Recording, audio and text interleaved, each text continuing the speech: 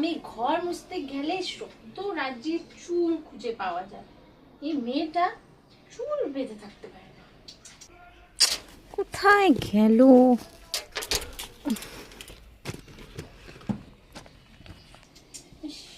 ভগবান, মা, একটা নতুন হোয়াইট কালারের টি শার্ট কিনে এনেছিলাম, সেটা কোথায়?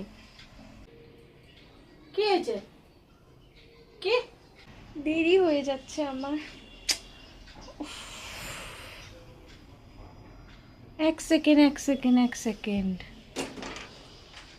তুমি তুমি তুমি তুমি যে এটা দিয়ে যে ঘর মুছছো, এটা এটা এটা কি? এটা দেখি, আমাকে দেখাও। এইটা, এই নোংরা জামাটা, এইটা ছোট ফাটা জামাটা। এটা আমার নতুন টি শার্ট, আমি কালকেই নতুন কিনেছিলাম। এটার দাম জানো কত? 3,500 টাকা নিয়েছে এটা। কে? এটা নতুন জামা? এই অবস্থা, এই জামাটা 3,500 টাকা নিয়েছে। রাম রাম রাম রাম রাম। বাবু হোয়াইট করে আগে বলছিল, তুমি সব শেষ করে দিলে। এটা তুমি ঘর মোছার জন্য ইউজ করছো? ভাল লাগে না এই বাড়িতে, আমাকে কি ভাল লাগে। আমি কি জানি, আমি নিজে পেয়েছি, আমি ভাবছি নোংরা জামার জন্য ঘর মুছা শুরু করে দিচ্ছি। নিজের জামা কাপড়ের ঠিক নাই, আবার আমাকে বলতে আসে এই যে আবার সেই চুল।